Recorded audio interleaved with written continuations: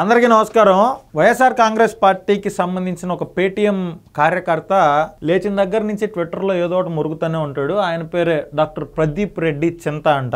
మరి ఈయనకి డాక్టరేట్ ఎవరిచ్చారో, ఈ విధంగా దారుణంగా మాట్లాడుతున్నందుకు డాక్టరేట్ ఏమైనా ఇచ్చారేమో వాళ్ళ పార్టీ వాళ్ళు, నాకు తెలియదు. కానీ ఇది మహా న్యూస్ పైన దాడి జరిగినప్పటి నుంచి ఈ ట్వీట్లు ఏంటనేది చూద్దాం. టాల్కమ్ పౌడర్, అయ్యో ఏంటి ఘోరం, ఖండాలుగా ఖండిస్తున్నా, మీ నిరసన కూడా మీ వార్తల్లాగా ఏడ్చింది, మీడియాపై దాడి ఆపలేరు ఏందిరా స్వామి, ఇదిగో ఈడి ఓవర్ యాక్షన్, అసలు టాల్కమ్ పౌడర్ గలీజ్ వీడియోలు డిలీట్ చేస్తున్నాడంట. ఎంత బొంబాయి మాటలు, పిచ్చి మాటలు, పనికిరాని మాటలు. పథకం ప్రకారం కేటీఆర్ గారి వ్యక్తిత్వాసనం చేస్తున్న ఎల్లో మీడియాను ఇంకా ఎందుకు తెలంగాణ ప్రజలు భరిస్తున్నారు, తన్ని తరిమేయకుండా. ఈడు అక్కడెక్కడో లండన్ లో ఉంటాడు అనుకుంటా. ఈడు నాకు తెలిసి పిచ్చి డాక్టర్, ఈడు మంచి డాక్టర్ కాదు. ఈడు లండన్ లో ఉండి ఇట్లాంటి పిచ్చి మాటలన్నీ మాట్లాడు. పథకం ప్రకారం కేటీఆర్ గారి వ్యక్తిత్వ హననం చేస్తున్న ఎల్లో మీడియాను ఇంకా ఎందుకు తెలంగాణ ప్రజలు భరిస్తున్నారు, తన్ని తరిమేయకుండా. అంటే ఈడు అనేది ఏంటంటే, ఎల్లో మీడియా అంటే ఈడి దృష్టిలో, అంటే చాలామంది వైసీపీ పెయిడ్ బ్యాచ్ దృష్టిలో మహా న్యూస్, టీవీ5, ఏబిఎన్ లాంటి ఛానల్స్ అన్ని ఎల్లో మీడియా. ఎందుకంటే అది కేటీఆర్కి ఎందుకు లింక్ కలిపాడంటే, కేటీఆర్ చేసింది ఏంటంటే ఫోన్ ట్యాపింగ్. ఒకవేళ ఈడు లండన్లో ఉన్నాడు కదా, ఈ నెంబర్ తీసుకొని లావిడ్ నెంబర్ కూడా ట్యాప్ చేస్తే వీడికి నొప్పి తెలిసేది.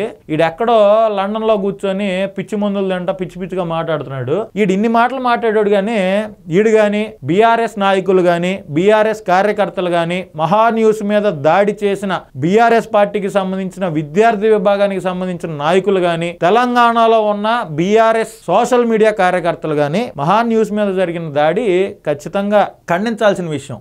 మీడియా మీద దాడులు చేయటం అనేది తప్పు, అది ఎవరున్నా కూడా. వీళ్ళందరూ ఒక్కడు కూడా బయటకు వచ్చి కేటీఆర్ గారు ఫోన్ ట్యాపింగ్ చేయలేదు, బీఆర్ఎస్ ప్రభుత్వం ఫోన్ ట్యాపింగ్ చేయలేదు, ఫోన్ రికార్డులు జగన్మోహన్ రెడ్డికి పంపలేదు, షర్మిల గారి ఫోన్ ట్యాప్ చేయలేదు, ఏబిఎన్ రాధాకృష్ణ గారి ఫోను ట్యాప్ చేయలేదు, ఈ రికార్డులన్నీ మేము ఎవరికి పంపలేదు అని కల్వకుంట్ల తారక రామారావు గారు అలియాస్ కేటీఆర్ గారు కానీ, కేసీఆర్ గారు కానీ, కల్వకుంట్ల కవిత గారు కానీ, బీఆర్ఎస్ పార్టీకి సంబంధించిన మరో ముఖ్య నాయకుడు హరీష్ రావు గారు కానీ, వీళ్ళందరూ బయటకు వచ్చి ఎందుకు చెప్పరు? ఇక్కడున్న వైసీపీ ఏమో, వైసీపీకి సంబంధించిన పెయిడ్ ఆర్టిస్టులు అందరూ ఏమో బీఆర్ఎస్ కు సపోర్ట్ చేస్తారు. తెలంగాణలో ఉన్న బీఆర్ఎస్ పెయిడ్ సపోర్టర్లందరూ ఆంధ్రప్రదేశ్ లో ఉన్న వైసీపీకి సపోర్ట్ చేస్తారు. ఇంకోటి ఉన్నాడు జర్నలిస్ట్ శంకర్ అని ఒకడు ఉంటాడు. వాడు కూడా ఈ మధ్య ఆంధ్రప్రదేశ్ లో ఉన్నటువంటి వైఎస్ఆర్ కాంగ్రెస్ పార్టీ చేసే పనులన్నీ బ్రహ్మాండం అంటున్నాడు. తెలుగుదేశం పార్టీకి సంబంధించిన కూటమి ప్రభుత్వం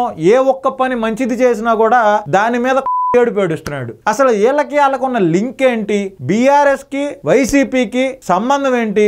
బీఆర్ఎస్ ఏమో తెలంగాణ పార్టీ, వైసీపీ ఏమో పక్క ఆంధ్రప్రదేశ్ పార్టీ. వీళ్ళిద్దరికి లింక్ ఏంటి? అసలు వీళ్ళిద్దరు గోల్ ఏంటంటే, వైఎస్ఆర్ కాంగ్రెస్ పార్టీనేమో ఆంధ్రప్రదేశ్ లోకి అధికారంలోకి తీసుకురావాలని చెప్పి తెలంగాణకి సంబంధించిన బీఆర్ఎస్ ఐటీ సెల్లో పనిచేస్తే, తెలంగాణలో బీఆర్ఎస్ ని అధికారంలోకి తీసుకురావాలని చెప్పి ఆంధ్రప్రదేశ్ రాష్ట్రంలో వైఎస్ఆర్ కాంగ్రెస్ పార్టీకి సంబంధించిన పెయిడ్ జర్నలిస్టులు అందరూ పనిచేస్తున్నారు. ఇది ఎందుకు? అసలు వీళ్ళిద్దరికి మధ్యలో ఉన్న లింక్ ఏంటి? ఈ ఫోన్ ట్యాపింగ్ జరిగింది, నా ఫోన్ కూడా ట్యాప్ చేశారు, నా తీసుకెళ్లి మా జగన్మోహన్ రెడ్డి గారికి వినిపించారని షర్మిల గారు చెప్తున్నారు. ప్రతి ఒక్కళ్ళ ఫోన్లు ట్యాప్ అయినాయి అని చెప్పి సిట్టు చెప్తుంది, ప్రతి ఒక్కరిని విచారణకు పిలుస్తుంది. ఈ ట్యాప్ చేసిన వాళ్ళు ఇదంతా తీసుకెళ్లి జగన్మోహన్ రెడ్డికి ఎందుకు వినిపించారు? అసలు వాళ్ళకి అవసరం ఏంటి? వీళ్ళిద్దరి మధ్యలో ఉన్న చీకటి ఒప్పందం ఏంది? బీఆర్ఎస్ నాయకురాలు కల్వకుంట్ల కవిత గారు లిక్కర్ స్కామ్ లో ఢిల్లీలో ఇరుక్కుపోయి తిహార్ జైల్లో చెప్పుకూడదని వచ్చారు.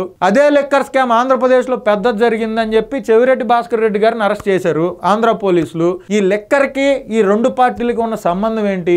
ఈ లిక్కర్ లో ఈ రెండు పార్టీలు కలిసి ఎన్ని వేల కోట్లు స్కామ్ చేశారు అనేది రానున్న కాలంలో ప్రతి ఒక్కరికి అర్థమవుతుంది. ఈ రెండు చీకటి పార్టీలని ప్రజలు దయ ఉంచి దూరం పెట్టాలని, ఇట్లాంటి పెయిడ్ కూడా దూరంగా ఉంచాలని, వీళ్ళని ఎంకరేజ్ చేయొద్దని మనస్ఫూర్తిగా తెలియజేసుకుంటున్నా. ఎంత మురిగినా కూడా ఆంధ్ర రాష్ట్ర అభివృద్ధి ఆగదు, ఆంధ్ర రాష్ట్రంలో పెట్టుబడులు ఆగో, సూపర్ 6 లో తెలుగుదేశం కూటమి ప్రభుత్వం ఇచ్చినటువంటి హామీలు కూడా ఆగో. ప్రతి ఒక్కళ్ళ ఇంటికి ప్రతి ఒక్క పథకం ఎట్టి పరిస్థితుల్లో వెళ్ళి తీరుతుంది అని చెప్పి ఈ సందర్భంగా మీ అందరికీ తెలియజేసుకుంటున్నా. అందరికీ నమస్కారం.